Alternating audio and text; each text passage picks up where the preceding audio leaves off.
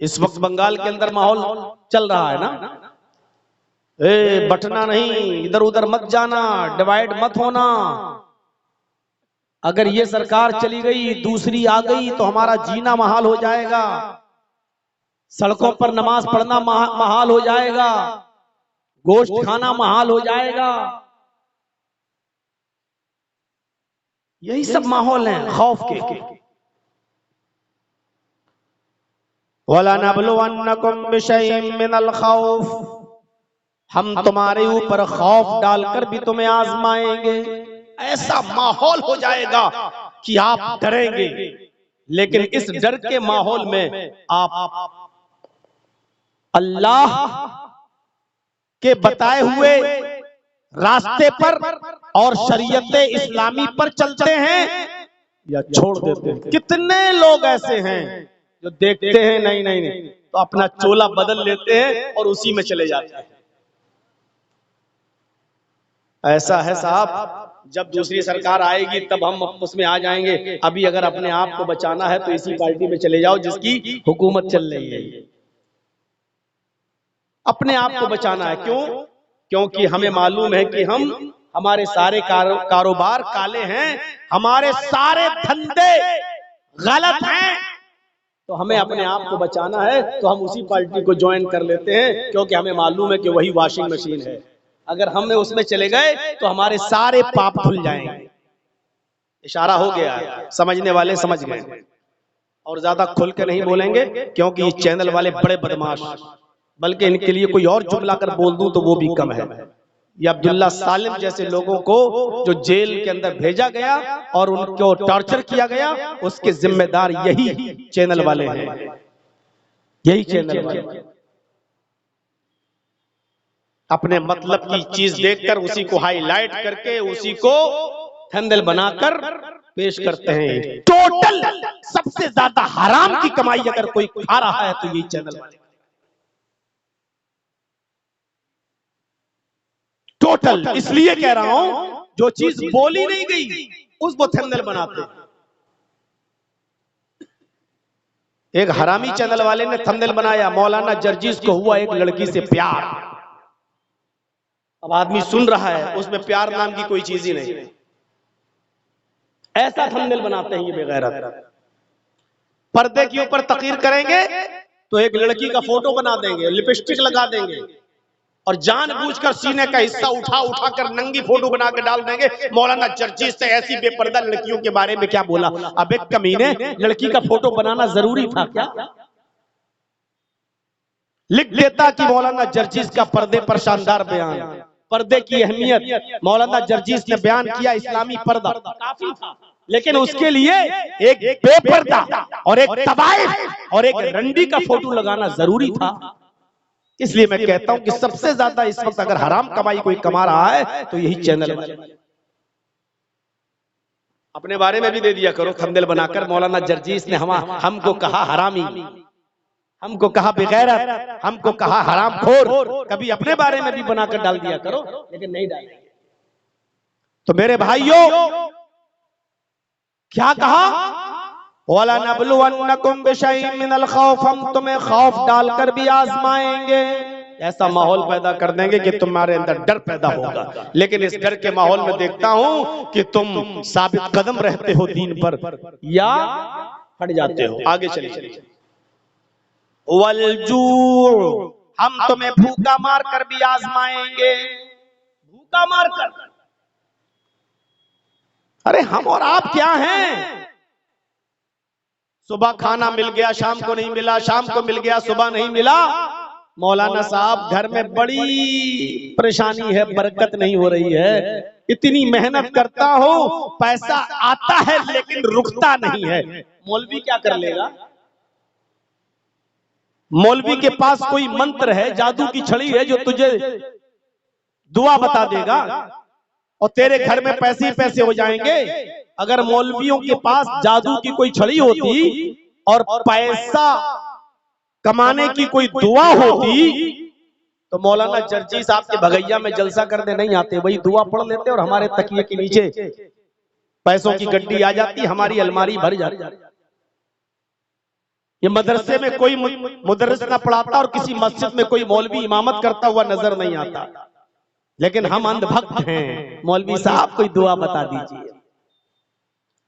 अल्लाह के नबी सल्लल्लाहु अलैहि वसल्लम के ऊपर भी ऐसा वक्त गुजरा है, रात के अंधेरे में आप निकल पड़े, बेचैन परेशान हैं, भूख की वजह से करवटें बदल रहे हैं, आखिरकार उठ गए और बाहर निकल जाते हैं कि किसी सहाबी के ऊपर नजर पड़े और वो मेरी भूख को देखकर मुझे अपने घर ले जाए, 2-4 खजूरें खिला दे, थोड़ा सा पानी पिला दे, उसके घर में कोई चीज हो तो वो खिला पिला दे।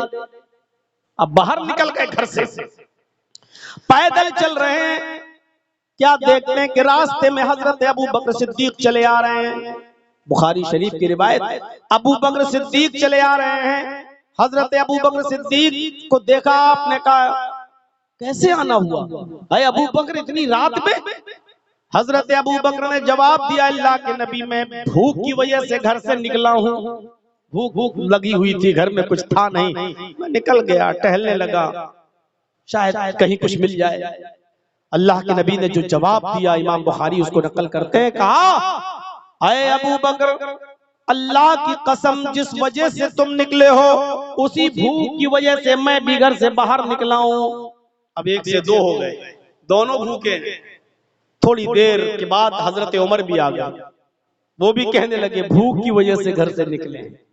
अब ये तीनों लोग एक सहाबी के घर जाते हैं, पास में नजदीक में, जो सबसे नजदीक में जो घर था, वो घर था अबुल हैसम अंसारी का। अबुल हैसम अंसारी का मकान, दरवाजे को रात में दस्तक दी। अबुल हैसम ने कहा इतनी रात में कौन आया है, दरवाजा खोला, सामने अल्लाह के नबी, अबू बकर, उमर। कहा अल्हम्दुलिल्लाह, माशा अल्लाह, इतने अच्छे मेहमान रात में, वो भी हमारे घर पर, आइए तशरीफ लाइए। अभी रात के 2 बजे हम अचानक पहुंच जाएं आपके घर में, पसीने आ जाएंगे, रात में अचानक बिना बताए हुए। आजकल तो जमाना अच्छा ना, फोन कर दिया, हाँ तो ठीक है, हमारे पहुंचने से पहले बन गया, बल्कि कह भी देते हैं बस पहुंच जाऊंगा रात में 1 बजे तक इंशाल्लाह, हाँ थोड़ा सा खाना वाना बना लीजिएगा, इशारा होता है कि थोड़ा सा अच्छा। ये वहां ना मोबाइल का जमाना, ना फोन का जमाना, अचानक और चेहरे पे खुशी मेजबान के, आइए कितने अच्छे मेहमान। आज तो आपका चेहरा उतर जाएगा और आपसे ज्यादा आपकी बीवी का चेहरा उतर जाएगा। एक कमीना रात ही को टपकने को था, अब किचन में जाऊं, रोटी बनाऊं, किचन में जाऊं, चावल उबालूं, भूखा चला आया, रात में आने को था। ये तीनों ने अपनी वजह बताई कि भूखे हैं हम लोग। आय अबुल हैसम, अगर तुम्हारे पास कुछ हो, जो भी घर में, तकल्लुफ नहीं, जो भी हो रख दो, और नहीं है तो कोई बात नहीं। कहा ठीक है। बगीचे में गए, खजूर का एक खोशा तोड़ कर लाए, कच्ची पक्की हर किस्म की खजूरें उसमें थी, अंधेरे में जैसी हाथ में लगी ले आए। आय अल्लाह के नबी, आप और आपके सहाबा इसको खाएं, मैं अभी आ रहा हूं। और गए और बकरी का 1 साल का बच्चा, 1 साल का बकरी का बच्चा उसको लिया और ज़िबह कर दिया। 3 लोग और पूरी बकरी उन्होंने ज़िबह कर दी, बकरी का 1 साल का बच्चा। खाना बनने लगा, थोड़ी देर लगी कि खाने के तरह तरह के आइटम बन गए, रोटी बन गई, दस्तरखान लगा दिया गया और सामने खाना रख दिया गया।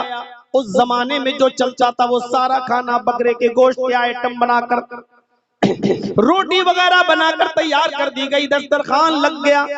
अबू बकर भी बैठे, उमर भी बैठे और अल्लाह के नबी सल्लल्लाहु अलैहि वसल्लम भी बैठे।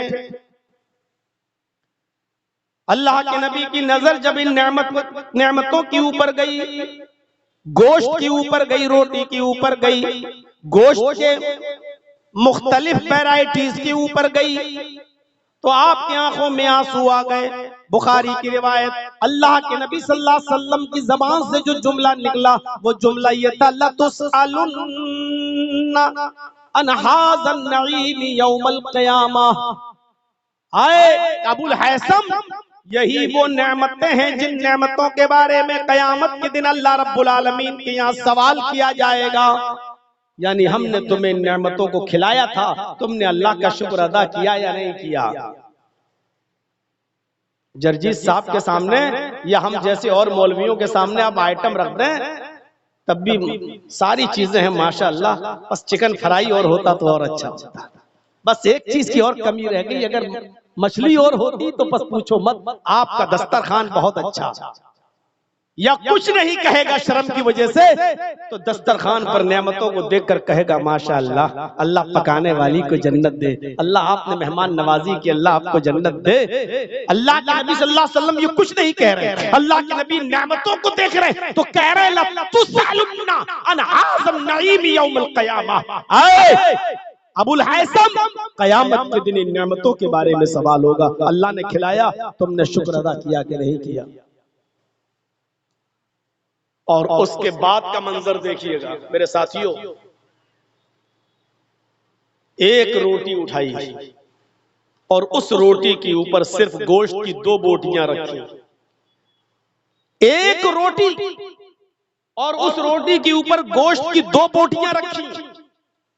अल्लाह की कसम जर्जीस को नहीं मालूम कि उस रोटी का साइज क्या हो, हमें नहीं मालूम।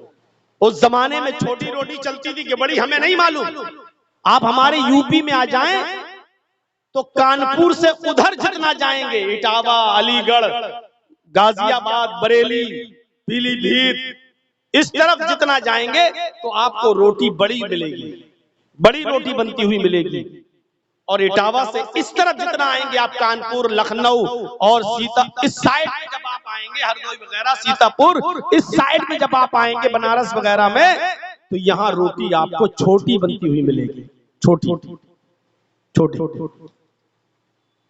आपके बिहार में भी छोटी रोटियों का चलन है, छोटी रोटी बनती है। बंगाल के अंदर भी यही चलन है, छोटी रोटी बनती है। लेकिन अल्लाह के नबी ने जो रोटी उठाई उसका साइज नहीं मालूम, सिर्फ ये लफ्ज आया है कि एक रोटी उठाई और उस रोटी के ऊपर 2 बोटियां रखी गोश्त की, और ऐसे मोड़ दिया और अबुल हैसम को दिया। क्या अबुल हैसम, ये लो पकड़ो, और इस रोटी को जिसमें 2 बोटियां हैं ये मेरे घर ले जाओ और मेरी बेटी फातिमा को पहुंचा दो। आज तकरीबन 15 दिन हो गए, मेरी बेटी को भी गोश्त नसीब नहीं हुआ। आज 15 दिन हो गए, मेरे घर में भी चूल्हा नहीं जला। ये रोटी और ये गोश्त का थोड़ा सा सालन आज मेरी बेटी भी खा लेगी, जाओ ले जाओ। अबुल हैसम अंदर गए, कहा बीवी, अल्लाह के नबी ने एक रोटी दी और 2 बोटियों का फातिमा को पहुंचा दो। इस रोटी में और गोश्त इन 2 बोटियों में फातिमा का क्या हो जाएगा? तुम बर्तन तैयार कर दो, टिफिन तैयार कर दो। उनकी बीवी ने रोटियां, कई रोटियां रख दी और गोश्त का पूरा प्याला भर दिया। अबुल हैसम जब उसको लेकर जाने लगे, सुनिए, अबुल हैसम जब पूरा टिफिन लेकर जाने लगे तो अल्लाह के नबी ने उनको दरवाजे पर पकड़ लिया। फरमाया अबुल हैसम, इस बर्तन में, टिफिन में क्या है? कहा अल्लाह के नबी, मेरी बीवी को अच्छा नहीं लगा एक रोटी 2 बोटी फातिमा को दी जाए, इसलिए उन्होंने ये पूरा बर्तन प्याला गोश्त से भर दिया और कई रोटियां रख दी ताकि आपकी बेटी पेट भर के खाना खा ले। अल्लाह के नबी की जबान से जो जुमले निकले वो जुमले ये थे, आए अबुल हैसम, अगर पेट भर कर मेरी बेटी ने खाना खा लिया तो फिर वो आज की रात अल्लाह की इबादत नहीं कर सकेगी, तहज्जुद में नहीं उठ सकेगी, अल्लाह को याद नहीं कर सकेगी। नींद रात भर आराम से खाना खाकर फिर रात भर वो आराम से सोएगी। इतना हम अपनी बेटी को नहीं खिला सकते कि रात में उठकर वो अल्लाह की हम्द बयान न कर सके, सना न कर सके, इबादत न कर सके, ताज्जुद न पढ़ सके। जितना मैंने दिया उतना ही देकर आओ।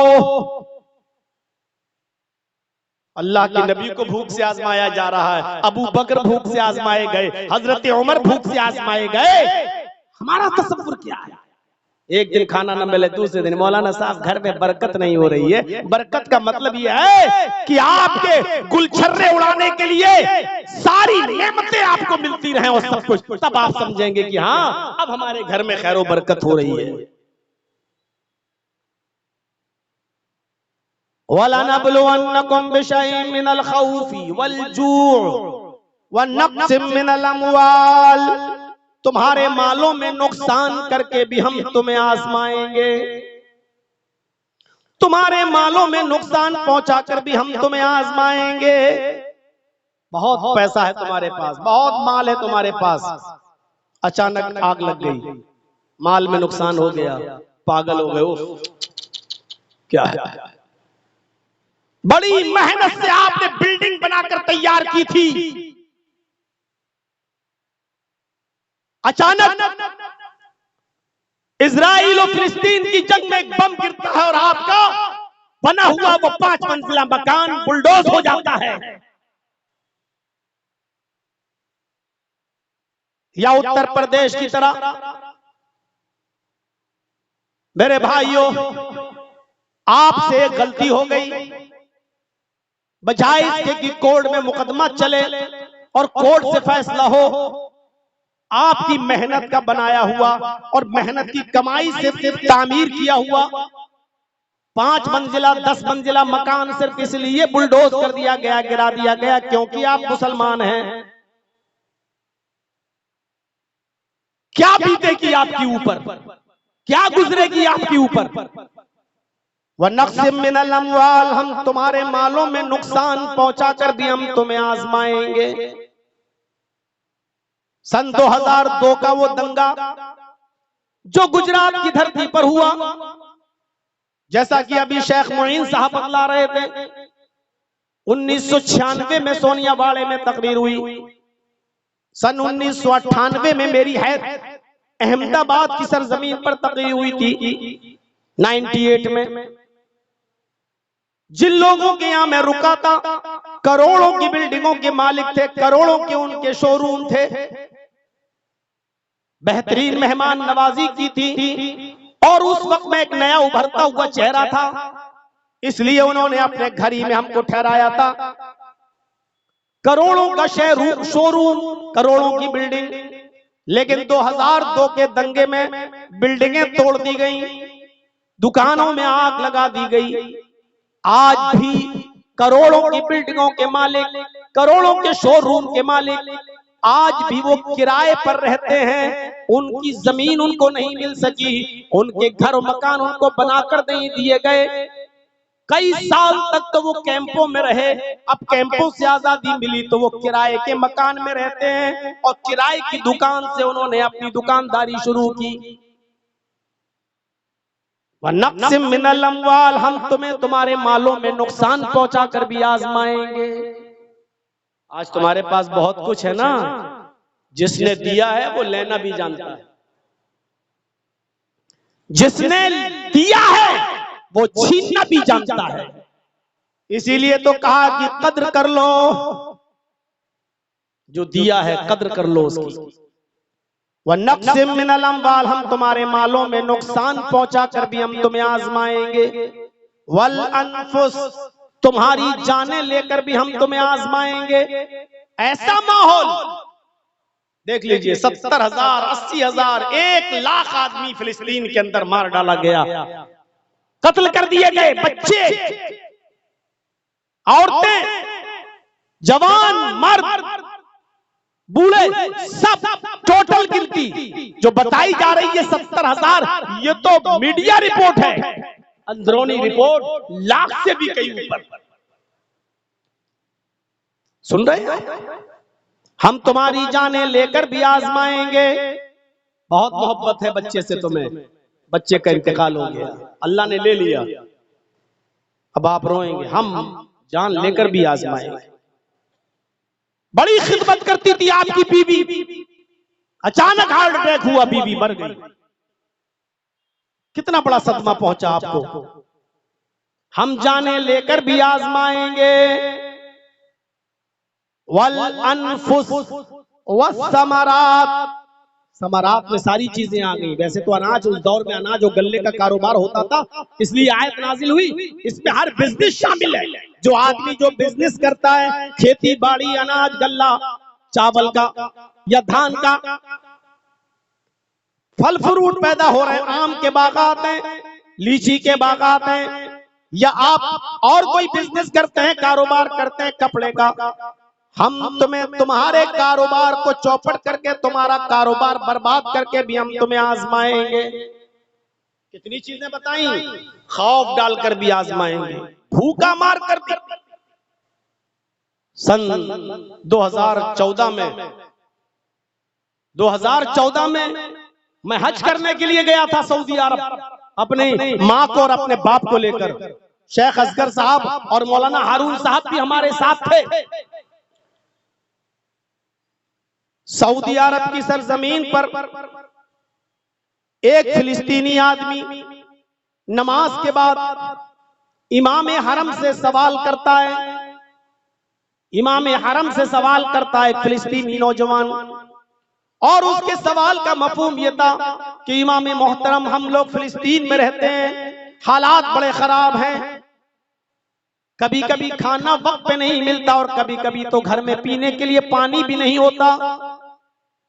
इमाम मोहतरम, अगर हमारे घर में खाने के लिए खजूर भी ना हो और पीने के लिए पानी भी ना हो, सुबह में एक घूंट पानी भी ना पी सके, पानी भी ना हो, तो क्या मैं नियत से सहरी की नियत, सहरी रोजे की नियत क्या मैं कर सकता हूँ? यानी नियत से रोजा रख सकता हूँ। सहरी करने की नियत है लेकिन सहरी है ही नहीं, खाना नहीं है मेरे पास, पानी नहीं है, तो क्या सिर्फ इतना सोच लूं कि मैं रोजे से हूं तो बिना खाए पिए क्या इस नियत से रोजा हो जाएगा?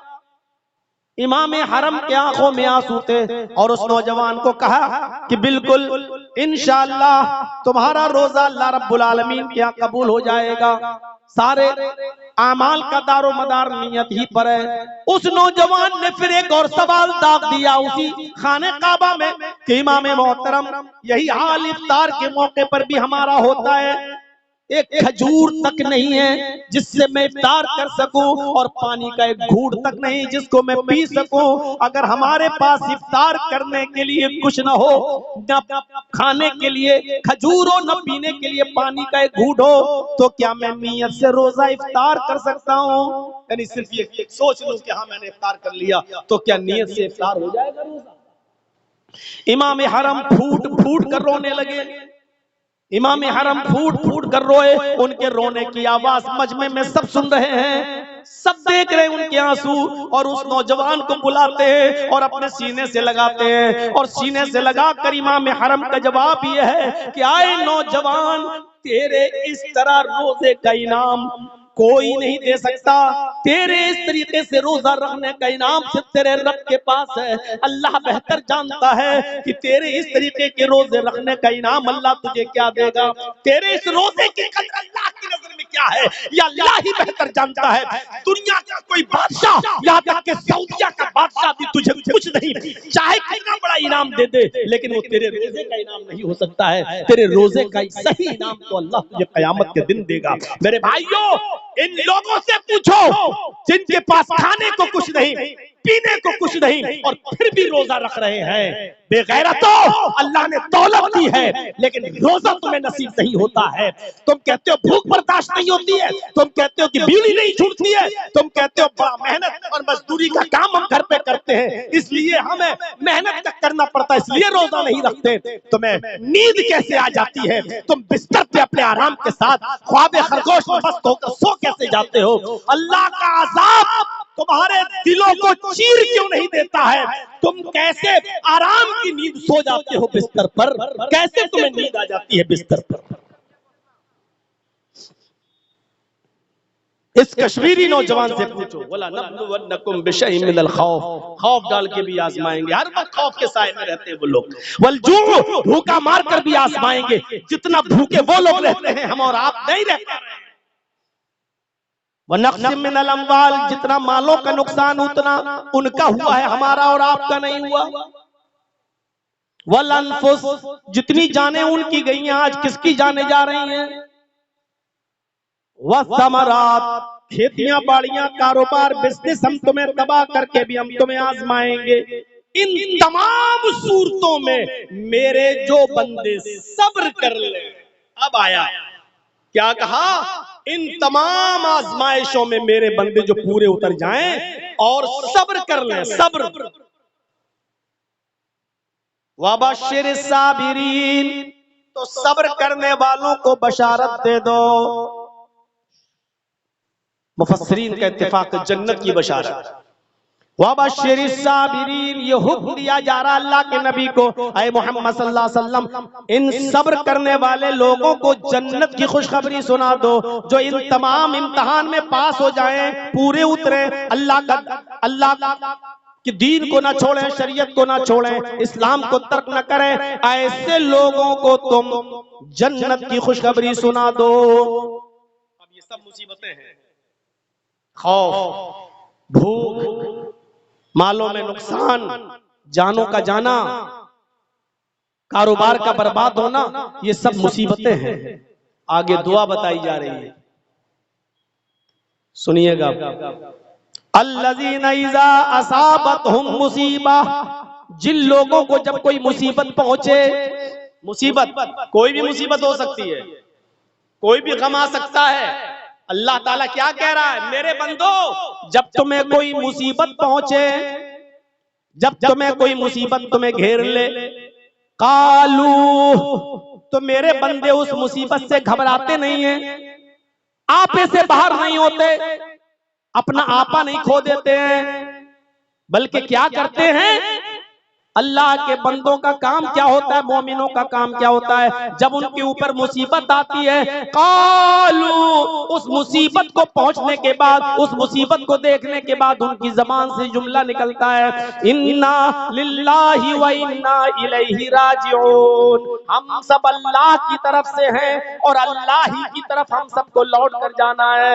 हम सब अल्लाह ही की तरफ से हैं और अल्लाह की तरफ लौट कर जाना है।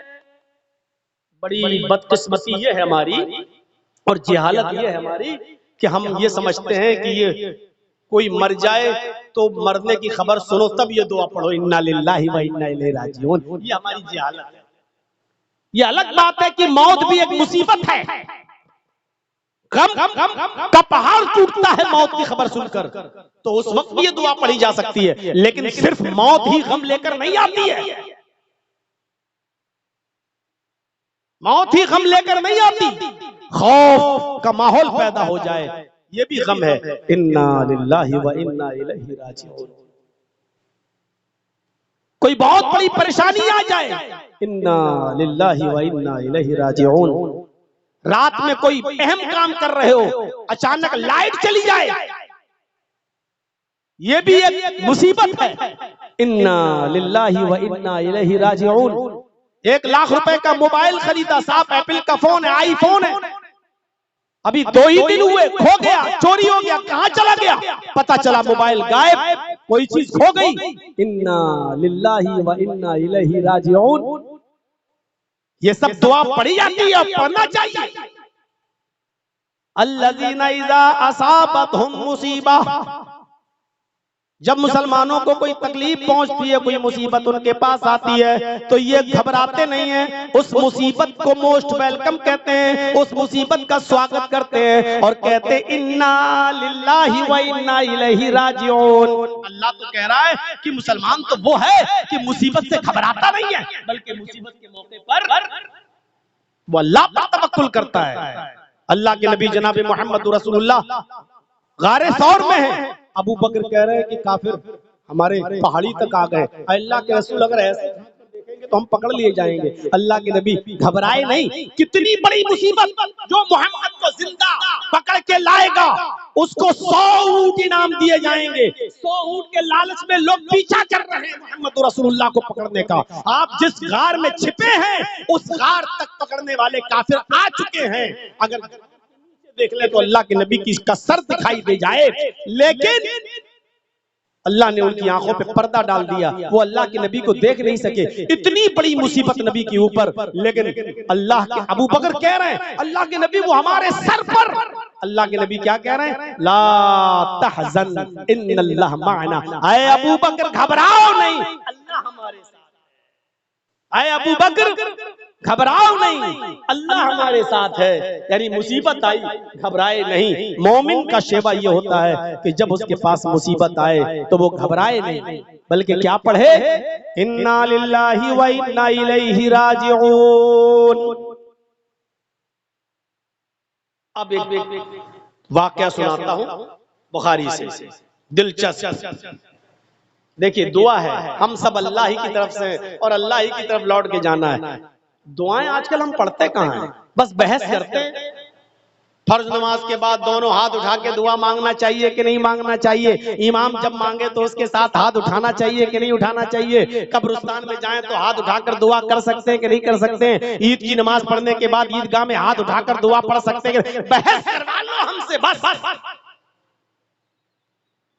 अरे दुआ करने से आपको कौन रोक रहा है? गौर करो, इन तमाम मुसीबतों में सबसे बड़ी मुसीबत क्या है? आपके किसी अजीज और किसी करीब का इंतकाल हो जाए। मसलन आपकी बीवी का इंतकाल हो जाए, मसलन आपके बेटे का इंतकाल हो जाए, तो ये चीज सबसे बड़े गम को लेकर आती है। सबसे बड़ा गम यह है। इस मौके पर क्या दुआ पढ़नी चाहिए? इन्ना लिल्लाहि व इन्ना इलैहि राजिऊन। अल्लाह के नबी सल्लल्लाहु अलैहि वसल्लम इसके आगे एक दुआ और पढ़ते थे, जरा सुनिएगा मेरे भाइयों, और ये दुआ याद कर लीजिएगा, बहुत काम आएगी। आज मैं कुछ सिखा के जा रहा हूं आपको, कुछ सीख लीजिएगा। अल्लाह के नबी सल्लल्लाहु अलैहि वसल्लम जब किसी के इंतकाल की खबर सुनते तो आप क्या दुआ पढ़ते? इन्ना लिल्लाहि व इन्ना इलैहि राजिऊन। इसके बाद एक जुमला और, अल्लाहुम्मा अजिरनी फी मुसीबती वखलिफ ली खैरम मिनहा। छोटा सा टुकड़ा है बस, कितने लोगों को याद होगा? और याद होगा भी नहीं। अभी हमारे जहन सेट नहीं है, हमें दूसरी चीजें जल्दी याद हो जाती हैं, दुआएं जल्दी याद नहीं होती हैं। हर साल रमजान के महीने में शबे कदर में माइक लेके सिखाना पड़ता है कि दुआ पढ़ो, अल्लाहुम्मा इन्नका अफ़ुव्वुन तुहिब्बुल अफ़्व फ़अफ़ु अन्नी। इतनी सी दुआ याद नहीं हो पाई, इतनी सी दुआ, और बार बार याद कराया जाता है कि ये दुआ पढ़ो शबे कदर में। ये दुआ पढ़ा करते थे अल्लाह के रसूल, अल्लाहुम्मा इन्नका अफ़ुव्वुन तुहिब्बुल अफ़्व फ़अफ़ु अन्नी। हर साल बताना पड़ता है। अरे रोजाना हमारे मोहल्लों में, आपके शहर, कोई ना कोई इंतकाल करता रहता है। ये दुआ पढ़ने में क्या हर्ज है? इतनी सी दुआ, इन्ना लिल्लाह तो याद है, इन्ना लिल्लाहि व इन्ना इलैहि राजिऊन। अल्लाहुम्मा, अब ये दुआ याद करना है बस, अल्लाहुम्मा अजिरनी फी मुसीबती। आय अल्लाह मेरी मुसीबत में मुझे बेहतरीन अज्र अता फरमा, वखलिफ ली खैरम मिनहा, और जो तूने मुझसे छीना है उससे बेहतर चीज तू हमें अता फरमा दे। जो तूने मुझसे छीना है उससे बेहतर चीज तू हमें अता फरमा दे। 5-6 बेटों के बाद, बेटियों के बाद एक बेटा मिला, अभी 2 साल का हुआ, उसका भी पढ़िए, अल्लाह इन्ना लिल्लाहि व इन्ना इलैहि राजिऊन अल्लाहुम्मा अजिरनी फी मुसीबती वखलिफ ली खैरम मिनहा।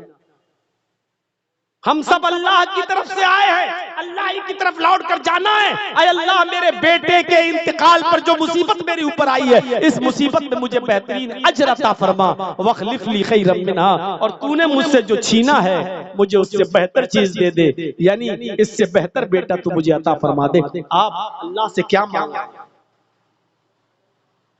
अल्लाह के नबी सल्लल्लाहु अलैहि वसल्लम असर की नमाज के बाद सहाबा किराम के पास बैठे हुए मस्जिद में, और आप उनको समझाने लगते हैं और यही दुआ सिखलाते हैं कि तुम्हारा जब कोई करीबी इंतकाल कर जाए तो ये दुआ पढ़ लिया करो, इन्ना लिल्लाहि व इन्ना इलैहि राजिऊन अल्लाहुम्मा अजिरनी फी मुसीबती वखलिफ ली खैरम मिनहा। इसी सहाबा की महफिल में हजरत अबू सलमा रज़ी अल्लाह ताला अन्हु बैठे हुए हैं। सहाबा में बहुत से सहाबा थे, अबू सलमा भी थे। अबू सलमा कहते अल्लाह के नबी ने जब ये दुआ बताई तो मैंने इस दुआ को याद कर लिया। अल्लाह के नबी ने ये दुआ सिखलाई, मैंने इस दुआ को याद कर लिया, और जब मैं अपने घर पे पहुंचा तो मेरी बीवी ने, उम्मे सलमा ने कहा, आज आप बड़ी देर से आए, असर के बाद आप जल्दी आ जाया करते थे, फिर बाजार से खाना पकाने के लिए कुछ लेने जाया करते थे। और आज आप इतनी देर से आए हैं कि अब मगरिब की अज़ान अभी हो जाएगी, आप फिर मस्जिद में चले जाएंगे, खाने पकाने में देर हो जाएगी। कहां रह गए थे आज? आज देर कैसे हो गई आने में? आज देर कैसे हो गई आने में? हजरत अबू सलमा कहते हैं, मेरी बीवी आए उम्मे सलमा, आज अल्लाह के नबी ने असर की नमाज के बाद लोगों को रोक लिया, कुछ समझाने लगे, दर्स देने लगे, और आज आपने एक दुआ भी सिखलाई, जब तुम्हारे किसी अजीज का इंतकाल हो जाए तो ये दुआ पढ़ लिया करो, इन्ना लिल्लाहि व इन्ना इलैहि राजिऊन, अल्लाहुम्मा अजिरनी फी मुसीबती वखलिफ ली खैरम मिना। उम्मे सलमा कहती हैं कि मेरे शौहर अबू सलमा ने जब ये दुआ मुझे बताई कि अल्लाह के नबी ने मस्जिद में ये दुआ सहाबा को सिखाई, तो मैंने अपने शौहर से ये दुआ सुनी, तो मैंने भी इस दुआ को याद कर लिया। ये दुआ तो सबको याद थी, इन्ना लिल्लाहि व इन्ना इलैहि राजिऊन, इतना सा याद करना था, अल्लाहुम्मा अजिरनी फी मुसीबती वखलिफ ली खैरम मिना। इतनी बार मैं इस दुआ को पढ़ चुका हूं कि शायद अब आपको भी याद हो गया होगा। किसी को खड़ा करके पूछें, इतनी बार मैं दोहरा चुका हूं कि शायद आपको याद हो गई हो। अल्लाहुम्मा अजिरनी फी मुसीबती वखलिफ ली खैरम मिनहा। अब सर नीचे हो गए, कहीं मौलाना हम ही को खड़ा करके ना पूछ ले, हमको खड़ा ना कर दे। इतनी सी दुआ हजरत उम्मे सलमा कहती है मैंने याद कर ली, जब किसी का इंतकाल होता मैं ये दुआ पढ़ लेती। 6 महीने गुजर गए, 8 महीने गुजर गए, 1 साल गुजर गया। मेरे शौहर कपड़े का बिजनेस करते थे, कपड़ा दूसरे शहर में ले जाया करते थे, बेचते थे, और वहां से कुछ चीजें खरीद के लाते थे, अपने शहर में बेचा करते थे। मेरे शौहर बिजनेस करते थे दूसरे शहर में जाकर। एक दिन मेरे शौहर बिजनेस के लिए निकले और वहां पहुंच गए, और वहां से बहुत सा सामान लेकर जब मेरे घर की तरफ आए, अपने शहर की तरफ जब चलने लगे, तो रास्ते में बीमार पड़ गए। अबू सलमा बीमार पड़ गए। ओफो, जो चीज बताने जा रहा हूं गौर से सुनो मेरे भाइयों। उम्मे सलमा कहती हैं मेरे शौहर बाहर गए, और वहां से जब लौटे दूसरे शहर से तो बीमार पड़ गए, और रास्ते ही में उनका इंतकाल हो गया। अबू सलमा उसी बीमारी में इंतकाल कर गए। मेरे कानों में खबर पहुंचाई गई, कोई दौड़ता हुआ आया, उसने मुझे बताया कि तुम्हारे शौहर अबू सलमा बीमार पड़ गए थे रास्ते में और उनका इंतकाल हो गया। मैंने अपने शौहर के इंतकाल की जब खबर सुनी तो मैंने यही दुआ पढ़ ली जो मुझे याद थी, इन्ना लिल्लाहि व इन्ना इलैहि राजिऊन। यही दुआ मैंने पढ़ ली, इन्ना लिल्लाहि व इन्ना इलैहि राजिऊन, अल्लाहुम्मा अजिरनी फी मुसीबती वखलिफ ली खैरम मिनहा। फिर मिट्टी मेरे घर लाई गई, गुस्ल दिया गया, कफनाया गया, और अबू सलमा को दफन कर दिया गया। मैं इद्दत में बैठ गई, मैं इद्दत में बैठ गई, इद्दत करने लगी, और जब भी मुझे मेरे शौहर की याद आती तो मैं फिर ये दुआ पढ़ लेती। शौहर की याद आती, ये एक गम था, तो मैं ये दुआ पढ़ लेती, यही इन्ना लिल्लाहि व इन्ना इलैहि राजिऊन, अल्लाहुम्मा अजिरनी फी मुसीबती वखलिफ ली खैरम मिना। उम्मे सलमा कहती हैं कि 2-3 महीने गुजर गए, मैं इद्दत में थी। एक दिन मुझे शौहर की याद आई तो मैं ये दुआ पढ़ने लगी। जब मैं दुआ पढ़ने लगी तो मैं इसके तर्जमे पर गौर करने लगी, इसकी मीनिंग पर, मफहूम पर गौर करने लगी। मैं सोचने लगी ऐसा कैसे हो सकता है। इस दुआ का मतलब तो यह है कि हम अल्लाह की तरफ से हैं और अल्लाह ही की तरफ जाना है। आय अल्लाह मेरी मुसीबत में मुझे बेहतरीन बदला दे, वखलिफली खैरम मिनहा, और जो तूने मुझसे छीना है उससे बेहतर बदला मुझे दे, बेहतर चीज अता कर। उम्मे सलमा कहती है मैं बार बार ये दुआ पढ़ती हूँ कि अल्लाह मुझे उससे बेहतर चीज दे जो तूने मुझसे छीनी है। भला मेरे शौहर से बेहतर कौन हो सकता है? मेरे शौहर जो मुझ पर जान छड़कते थे, मेरे दीवाने थे, मेरी हर परेशानी और हर चीज का ख्याल रखते थे, मेरे शौहर दुनिया से इंतकाल कर गए और मैं अल्लाह से दुआ करती हूँ कि अल्लाह मुझे वो चीज दे जो मेरे शौहर से बेहतर हो, मेरे शौहर से बेहतर चीज दे। कैसे हो सकता है? भला इस दुनिया में मेरे शौहर से अच्छा भी कोई हो? ऐसा कैसे हो सकता है? उम्मे सलमा कहती हैं मैं दुआ को दुआ की तरह पढ़ती रही और ये सोचती रही कि ऐसा कैसे हो सकता है? भला अबू सलमा से भी ज्यादा कोई मोहब्बत करने वाला, अबू सलमा से भी ज्यादा कोई प्यार करने वाला मुझे मिलेगा क्या? उनसे भी कोई अच्छा इस दुनिया में होगा? उम्मे सलमा कहती हैं कि जब मेरी इद्दत पूरी हो गई, 4 महीने 10 दिन, जब मेरी इद्दत पूरी हो गई तो एक दिन मैं बकरी के चमड़े को, बकरी के खाल को दबाकर दे रही थी। अरब के अंदर ये खाले वाले बेची नहीं जाती थी। बकरी ज़िबा की खाल निकाली, उसको दबाकर दी, उसको गर्म पानी में बबूल अबूल डालकर उसको गर्म करके उसको साफ किया। या तो मशकीज़ा बना लिया जाता था जो पानी के भरने में काम आता है, या ढोल बना लिया जाता था, या जाय नमाज वगैरह बना ली जाती थी, उसको घर में इस्तेमाल में लाया जाता था।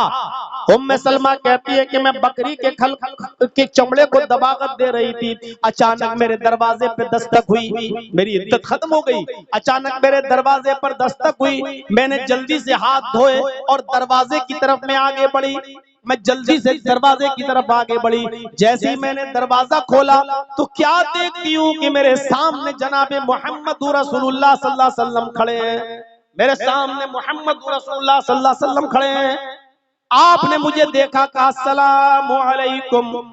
मैंने भी नबी अकरम के सलाम का जवाब दिया, व अलैकुमुस्सलाम व रहमतुल्लाहि व बरकातुहू। मैंने भी नबी के सलाम का जवाब दिया और फिर आपको घर में अंदर आने की इजाजत दी कि अंदर आइए।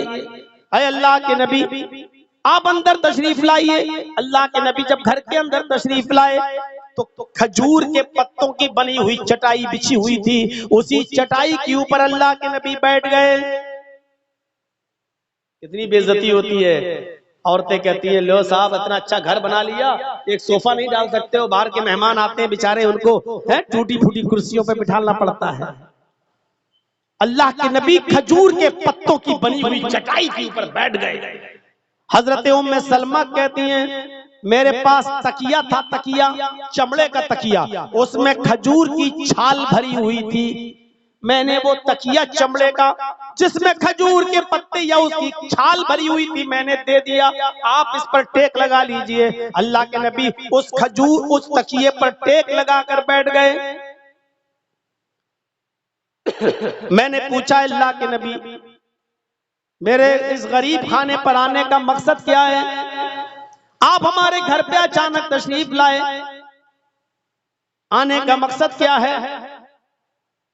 अल्लाह के नबी फरमाते हैं उम्मे सलमा, तुम्हारे शौहर अबू सलमा का इंतकाल हो चुका है, तुम इद्दत में थी इसलिए मैं नहीं आया मिलने, अब तुम्हारी इद्दत भी पूरी हो गई, अब मैं तुमसे मिलने के लिए आया हूं। आए उम्मे सलमा, मैं तुम्हारे साथ निकाह करने का इरादा रखता हूं, मैं तुमसे शादी करना चाहता हूं, मैं तुमसे निकाह करना चाहता हूं। आए उम्मे सलमा, तुम्हें अच्छी तरह मालूम है कि इस वक्त अरब का मिजाज क्या है। जिस औरत का शौहर मर जाता है उस औरत को कितनी तकलीफें उठाना पड़ती हैं। लोग उस औरत को मनहूस समझते हैं कि देखो अपनी जिंदगी में अपना आदमी खा गई, उसकी शादी नहीं होती है, कोई निकाह नहीं करता इस डर से कि एक को तो शादी करके खा गई, दूसरा जो इससे शादी करेगा वो भी मर जाएगा। जिसका शौहर मर जाता था उस औरत को डाइन समझा जाता था। ये समझा जाता था कि ये मनहूस औरत है जिसकी जिंदगी में उसका आदमी मर गया, तो दूसरा कोई आदमी उससे निकाह नहीं करता था, ये सोचकर कि ये एक आदमी डस चुकी दूसरा भी डस लेगी। आए उम्मे सलमा, मैं तुम्हारे साथ निकाह करना चाहता हूं, अगर तुम्हें कोई एतराज न हो तो तुम मेरे साथ निकाह कर लो। उम्मे सलमा का जवाब सुनो। उम्मे सलमा कहती हैं, अल्लाह के नबी, आप किसी औरत को निकाह का पैगाम दें और वो औरत आपके पैगाम को ठुकरा दे, उससे ज्यादा बदनसीब कौन होगी? उससे ज्यादा बदनसीब औरत कौन होगी?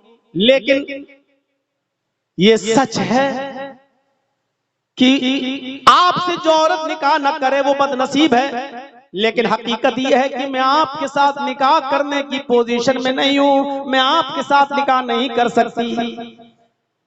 दोनों बातें, तुम कह रही हो कि आपके साथ निकाह न करे कोई औरत तो बदनसीब है, और तुम ये भी कह रही हो कि मैं नहीं कर सकती, ये क्या बात है जबकि तुम्हारे शौहर भी नहीं है? कहा कुछ परेशानी है?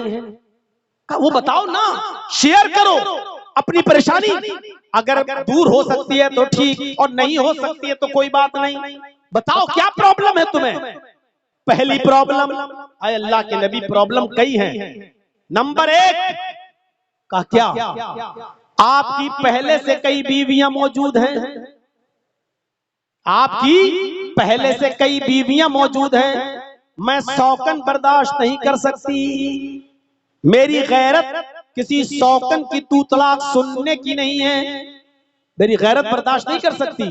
कभी हमारे और आपके दरमियान कोई मामला बिगड़ता है, हमारे और आपके दरमियान कभी किसी मामले में लेकर बहस होगी, तो आपकी बीवियों को अधिकार और हक नहीं होगा वो बीच में बोलने। जब हमारे और आपके बीच में कोई बात है तो हम और आप ही उसको दूर करेंगे। आपकी कोई बीवी अगर बीच में बोलेगी और मुझसे लड़ेगी तो मुझसे बर्दाश्त नहीं होगा, मैं हाथापाई पर उतर जाऊंगी, इसलिए कि मैं शौकन बर्दाश्त नहीं कर सकती। मैं बहुत गैरतमंद खातून हूं और मेरे साथ कई शौकरे हों, ये कैसे बर्दाश्त कर लूं? आपने कहा शौकन का होना अच्छा नहीं या शौकन का मुदाखलत करना, बीच में बोलना? कहा नहीं, शौकन का बीच में बोलना। जब हम आपकी बीवी हैं, कोई बात हमारे और आपके दरमियान अगर होगी तो हम और आप हल करेंगे, आपकी कोई दूसरी बीवी हमारे बीच में नहीं बोलेगी। आपने कहा ठीक है, मैं अल्लाह से दुआ करूंगा, अल्लाह ऐसी नौबत ही नहीं लाएगा कि कोई दूसरी बीवी हमारे और तुम्हारे बीच में बोले। इंशाअल्लाह मैं किसी और बीवी को अपने और तुम्हारे मामले में बोलने की इजाजत नहीं दूंगा। आए उम्मे सलमा, ये मैं वादा करता हूं कि मेरे और तुम्हारे दरमियान कोई तीसरी बीवी इंटरफियर नहीं करेगी, कोई दूसरी बीवी नहीं बोलेगी। अच्छा, ये तो पहली प्रॉब्लम थी। कहा दूसरी प्रॉब्लम भी है। कहा क्या? वो भी बोलो। कहा दूसरी प्रॉब्लम ये है, क्या अल्लाह के नबी, शादी जिस मकसद से की जाती है मैं उस मकसद के लायक नहीं हूं।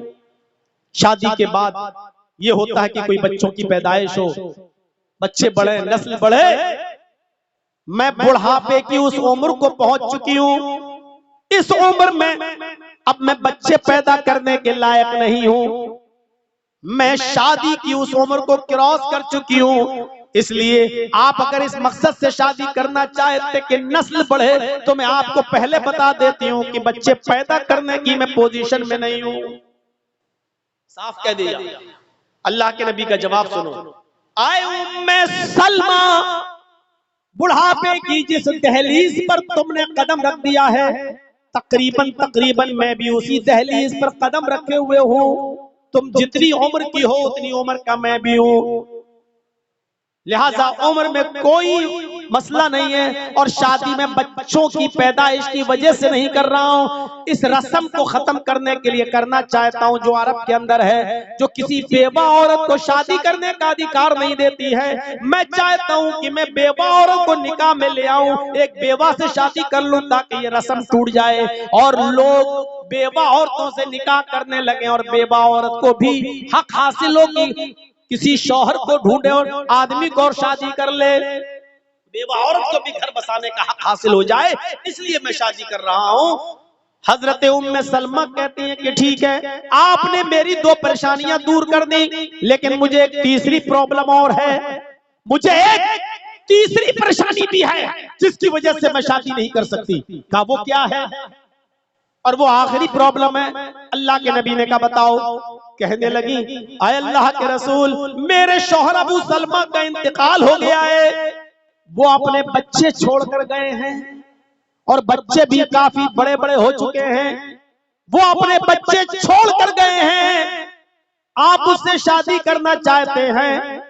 अबू सलमा के इंतकाल के बाद उन बच्चों की परवरिश मैं करती हूँ, उन बच्चों को मैं पालती हूँ, उन बच्चों का पालन पोषण मैं करती हूँ, उन बच्चों की किफालत मेरे जिम्मे है। अगर आप ये चाहते हैं कि मैं सिर्फ उम्मे सलमा से शादी कर लूं और ये बच्चे उम्मे सलमा के मायके वाले संभालें, बच्चों के मामू आए और बच्चों को ले जाएं, बच्चों के नाना आए बच्चों को ले जाएं, ये बच्चे अपने ननियाल में पले, अपने मामू के यहाँ अपने नाना के यहाँ पले या ददियाल में पले, तो अल्लाह के नबी ये नहीं हो सकता है। ये बच्चे अबू सलमा छोड़ कर गए, इन बच्चों की किफालत मेरे जिम्मे, ये बच्चे मैं पालती हूँ, इनकी परवरिश मैं करती हूँ। अगर आप मेरे साथ निकाह करना चाहते हैं तो इन बच्चों को मैं नहीं छोड़ सकती हूँ, इन बच्चों की जिम्मेदारी, इनकी किफालत और इनको खिलाना पिलाना, इनकी परवरिश की जिम्मेदारी भी आपको उठाना पड़ेगी। कितनी क्लियर बात। अल्लाह के नबी फरमाते हैं, उम्मे सलमा ये कोई कहने की बात है? जब तुम मुझसे निकाह कर लोगी तो तुम्हारे बच्चे भी मेरे बच्चे होंगे, उनकी परवरिश करना, उनको पालना, उनको बड़ा करना, उनको अच्छी तरबियत देना, ये भी मेरी जिम्मेदारी होगी, इन बच्चों की किफालत मैं करूंगा। जब ये तीनों शर्तें अल्लाह के नबी ने मान ली तो उम्मे सलमा ने निकाह भी कर लिया और मोहम्मद रसूलुल्लाह की वो बीवी बन गई। एक दिन अल्लाह के नबी सल्लल्लाहु अलैहि वसल्लम अपनी बीवी उम्मे सलमा से बातें कर रहे थे और अबू सलमा का जिक्र आ गया। अबू सलमा का जिक्र आते ही उम्मे सलमा की आंखों में आंसू आ गए और कहने लगी कि अल्लाह के रसूल, अब इस दुआ पर मुझे मुकम्मल यकीन हुआ है, इस दुआ में जो हम पढ़ते हैं, अल्लाहुम्मा जिरनी फी मुसीबती, मेरी मुसीबत में बेहतरीन बदल अता फरमा, वखलिफ ली खैरम मिना, और जो तूने मुझसे छीना है उससे बेहतर चीज तू मुझे अता फरमा। ऐ अल्लाह के नबी, पहले मैं सोचा करती थी कि अबू सलमा से मेरे लिए कौन बेहतर होगा, इतने अच्छे, उनसे बेहतर कौन होगा, लेकिन ये दुआ मांगते मांगते मैंने देखा अल्लाह ने दुआ कबूल कर ली। अबू सलमा बेहतर थे, लेकिन अल्लाह ने अबू सलमा को अगर छीना तो उनसे बेहतर शौहर मुझे अता फरमा दिया। हमें जनाब मोहम्मद रसूलुल्लाह दे दिए, मुझे मोहम्मद रसूलुल्लाह की बीवी बना दिया, मैं मोहम्मद रसूलुल्लाह की बीवी हूँ, मेरे शौहर से बेहतर शौहर अल्लाह ने मुझे अता फरमाया। गौर करो दुआ कैसे कबूल होती है। यहां तो सूरत हाल दूसरी है। शादी हुई, मांग रहे बेटा, अल्लाह मुझे बेटा दे दे, अल्लाह मुझे बेटा दे दे, अल्लाह मुझे बेटा दे दे। 9 महीने के बाद घर में बच्चा पैदा हुआ तो पता चला कि बेटी है। पेशानी पे शिकन पड़ गई, पसीना आ गया। अल्लाह, मैंने तो बेटा मांगा था, तूने बेटी दे दी। बेगैरत, तुझे शर्म आनी चाहिए। बेटी की पैदाइश पर तू अफसोस कर रहा है। ये बेटी नहीं, रहमत है जो तेरे घर में पैदा हुई। हो सकता है अल्लाह ने तुझे इसलिए बेटा न दिया हो क्योंकि अल्लाह बेहतर जानता था कि ये बेटा अगर मांग रहा है, अगर मैं बेटा दूंगा तो बेटा बड़ा होकर जमीन और जायदाद के चक्कर में अपने बाप का मर्डर कर देगा, अपने बाप का ही खून कर देगा, अपने बाप को सताएगा। हो सकता है इसलिए बेटा न दिया हो। यही आदमी बेचारा जिसको बेटा नहीं मिला, रोता रहा, परेशान रहा, जिंदगी भर कहता रहा अल्लाह मैंने बेटा मांगा, तूने बेटी दे दी। अभी वो बच्ची बेचारी जवानी की दहलीज पर कदम रखी, 15-16 साल की हुई, अभी शादी नहीं हुई, अचानक बाप का एक्सीडेंट होता है, पैर टूट गया, रीढ़ की हड्डी में चोट लगी, बिस्तर पे पड़ा है। डॉक्टर ने बिस्तर ही पर लेटे लेटे खाने पीने की इजाजत दी, पेशाब और पायखाना करने की इजाजत दी, उठ नहीं सकता। अब ऐसे मौके पर देख रहा है कि मेरी बीवी मेरी गंदगी को हाथ नहीं लगा रही है, मेरा बेटा जो शादीशुदा हो चुका है या बहू वाला है, न उसकी बहू आ रही है न बेटा आ रहा है।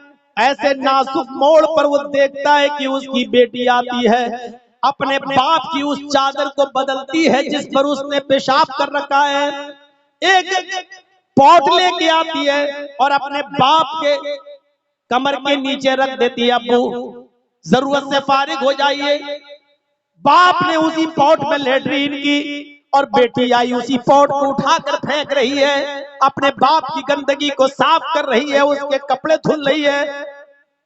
यही बाप जो बेटा बेटा चिल्ला रहा था, आज बेटी की तरफ से ये होने वाली खिदमत को देखता तो कहता कि अल्लाह वाकई तेरी कुदरत, वाकई तेरा इल्म वसी है। मैंने तुझसे बेटा मांगा था, लेकिन अगर बेटा होता तो आज शादीशुदा होकर मेरी ये खिदमत नहीं कर सकता था जो मेरी बेटी मेरी खिदमत कर रही है। इस पोजीशन में मेरी बेटी मेरे काम आई। वाकई तू हकीम है, तू अच्छी तरीके से जानता है कि बेटा देना चाहिए कि बेटी देना चाहिए। अंदाजा लगा सकते हैं आप, बेटियां रहमत बनकर आती है, रहमत। आप बेटों की पैदाइश पे खुश होते हो? पूरे हिंदुस्तान में जाता हूं तकरीरें करने, और अभी मेरा एक कदम अगर आपके भगैया में है तो अभी दूसरा कदम मेरा कलकत्ता की सरजमीन पर है। कल का प्रोग्राम मेरा मिदनीपुर में है, खड़गपुर से आगे मिदनीपुर। अंदाजा लगाओ कि आज यहां है, कल कहां, परसों कहां। शेख बता रहे थे कि सन 1996 में तकरीर की, ये 29-30 साल का जमाना जो गुजरा है, इस 30 साल तकरीरों के जमाने में मेरे भाइयों पूरे हिंदुस्तान के चप्पे चप्पे में जा चुका हूं। ऐसे ऐसे माँ बाप को जानता हूं जिन्होंने मेरी खिदमत की है, जिन्होंने मुझे खिलाया पिलाया है। 5 साल के बाद उनके घर गया तो पता चला कि वो नहीं है इस दुनिया में। मोहल्ले वालों से पूछा गया तो पता चला कि उनकी औलाद ने, उसके बेटे ने अपने बाप को मार डाला। जमीन और जायदाद का झगड़ा हुआ, उसी बंटवारे को लेकर इतना झगड़ा हुआ कि गर्दन दबा दिया, बेटा अपने बाप को मार डाला। आज तक ऐसा किस्सा नहीं सुना कि किसी बेटी ने भी अपने बाप को मारा हो।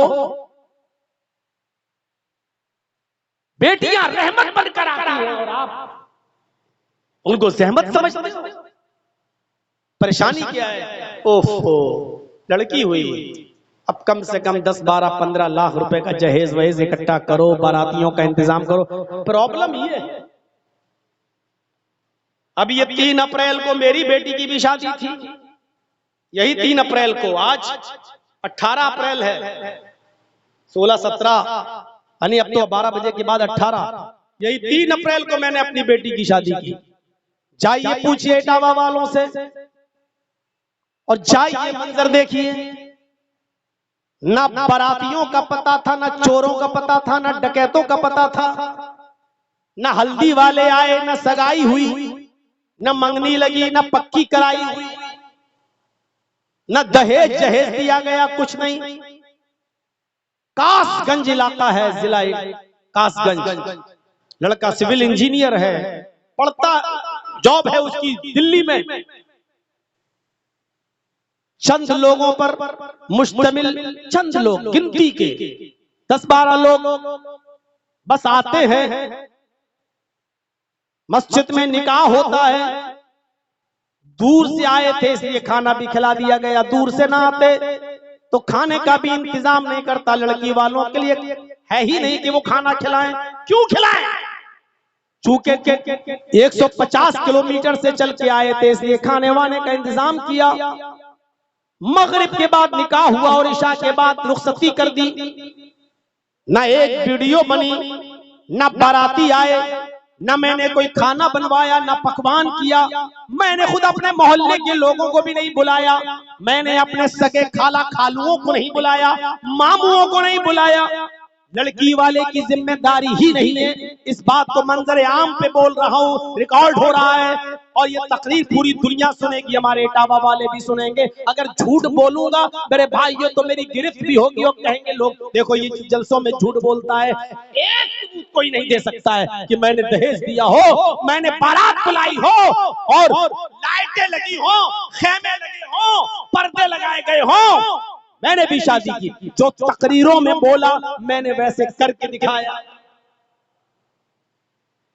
अब आप अपने इलाके के मौलवियों पे नजर रखो और देखो कि ये अपनी बेटियों की शादी कैसे करते हैं, ये अपने बेटों की शादी कैसे करते हैं। आप नजर रखो और मौलवियों पे भी नजर रखो कि ये गैर शादीशुदा ये कैसे शादी करता है। देखो इस 30 साल की जिंदगी में कितनी इस्लाह हुई, आप गौर करें। आप लड़के ही मारते हैं अपने माँ बाप को, लड़कियां नहीं। हाँ मौलाना साहब, लड़की पूरे खानदान का नाम डुबो देती है, ये सच है, आप सही कह रहे हैं। आपको उस वक्त तकलीफ होती है जब आपके घर में कोई लड़की पैदा हुई, बड़ी हुई और आप जहां शादी करना चाहते हैं वो लड़की तैयार नहीं, वो दूसरी जगह शादी करना चाहती है, किसी गैर आदमी से निकाह करना चाहती है। और ऐसा भी हो सकता है कि वो किसी गैर मुस्लिम से शादी करना चाहती हो। अब आपके सर घूमते हैं कि अब क्या होगा। और जब वो किसी गैर के साथ भागती है तो आप कहते हैं कि अच्छा था ये पैदा होते ही मर जाती है। तो इसमें लड़की का कसूर नहीं है जो भाग रही है किसी गैर के साथ, इसमें कसूर है आपकी तरबियत का, इसमें कसूर है आपकी परवरिश का। आपने अपनी बेटी को वो तरबियत ही नहीं दी, क्यों गई गैर मुस्लिम के साथ, क्यों भागी वो किसी मुसलमानी के साथ, लेकिन भागकर शादी क्यों की, क्यों? इसमें गलती आपकी रही, आपने उसको एंड्रॉइड मोबाइल दे दिया। ले बेटी 30,000 का मोबाइल है ओप्पो का, ले विवो का, ले सैमसंग का, सिम भी दे दी, नेट पैक भी डाल दिया। अब वो आपकी बेटी चला रही है, फेसबुक भी चला रही है, मैसेंजर भी चला रही है, व्हाट्सएप भी चला रही है। पढ़ने के लिए भी आपने ऐसा स्कूल उसका चॉइस किया जहां लड़के और लड़कियां दोनों बैठ के पढ़ रहे हैं। इंटरवल में स्कूल की कैंटीन में बनी हुई होटल पे लड़के और लड़कियां दोनों बैठकर चाय पी रहे हैं। अब तेरी लड़की किसी गैर के साथ भागेगी नहीं तो क्या तेरी आरती उतारेगी। तरबियत आपने गलत दी तो लड़की फिर उसका कसूर क्या है। हजरत मरियम मस्जिद के मेहराब के अंदर मौजूद है और उनके पास बेमौसम फल आ जाता है। हजरत मरियम के पास बेमौसम फल आ जाता है, जिस फल का मौसम नहीं वो। हजरत जकरिया ने देखा ये फल, कहने लगे आए मरियम ये फल कहां से आए तेरे पास, अन्ना लके हाजा, आए मरियम ये फल तेरे पास कहां से आए। सेब का मौसम नहीं, सेब कहां से आया। आम का मौसम नहीं, आम कहां से आया। लीची की फसल नहीं, लीची कहां से आई। अंगूर का मौसम नहीं, अंगूर तेरे पास कहां से आ गया। आए मरियम बता ये फल कौन लाया तेरे पास। हजरत मरियम जवाब देती हैं क़ालत हुआ मिन इंदिल्लाह, आए मेरे सरपरस्त, आए मेरी परवरिश करने वाले, मुझे खिलाने पिलाने वाले, मेरा ख्याल रखने वाले, आए ज़करिया ये तमाम की तमाम नेमतें अल्लाह के पास से आई हैं, कोई फरिश्ता रख कर गया है। आप गलत ना समझो, मेरा किसी लड़के के साथ कोई गलत ताल्लुक नहीं है, ये कोई मुझे ताल्लुक में नहीं दे गया, कोई लड़का नहीं दे गया, ये सारी नेमतें मुझे अल्लाह की तरफ से मिली हैं। हजरत ज़करिया ने कैसी परवरिश की थी और उससे पूछ रहे हैं ये फल कहां से आया। किससे? ज़करिया किससे पूछ रहे हैं? मरियम से। कौन मरियम? जिनको अल्लाह ताला ने बगैर शौहर के बेटा दिया ईसा, वो मरियम जिनके पेट से बगैर शादी के बगैर शौहर के मरियम को बेटा दिया ईसा, जब उनके ऊपर इल्जाम लगा कि मरियम जानिया बच्चला ने बगैर शादी के बच्चा पैदा कर दिया, तो मरियम की पाक दामनी का ऐलान अल्लाह रब्बुल आलमीन ने किया कि नहीं, मरियम पाक दामन है, ईसा अल्लाह के कलमे से पैदा हुए, अल्लाह के हुक्म से पैदा हुए हैं, मरियम गलत नहीं है, मरियम गलत नहीं है। जिनकी पाक दामनी का ऐलान अल्लाह ने किया, जब उससे सवाल हो सकता है, जिसके पाक दामन होने का ऐलान अल्लाह ने किया, जब उससे पूछा जा सकता है कि ये फल तेरे पास कहां से आए, तो आए लड़कियों के माँ बाप। तुम अपनी बेटियों से क्यों नहीं पूछ सकते हो ये कपड़ा कहां से आया, ये दुपट्टा कहां से आया, ये मोबाइल कहां से आया, मोबाइल में ये कवर कहां से आया, तेरे मोबाइल में बैलेंस नहीं था, इस मोबाइल में बैलेंस किसने डाला? क्या तुम अपनी बच्चियों से, अपनी बेटियों से ये सवाल नहीं कर सकते? और नहीं करोगे तो तुम्हारा नाम डुबोएंगी और गैरों के साथ भागेंगी, तुम्हारी आरती नहीं। तरबियत जहां लड़कियों के लिए, लड़कों के लिए भी होनी चाहिए, लड़कियों पर भी नजर हो तो लड़कों पर भी नजर हो। हजरत यूसुफ अलैहिस्सलातु वस्सलाम को उनके सारे भाई लेकर गए, चलो, और जंगल में ले गए और सबने सलाह करके यूसुफ को कुएं में फेंक दिया,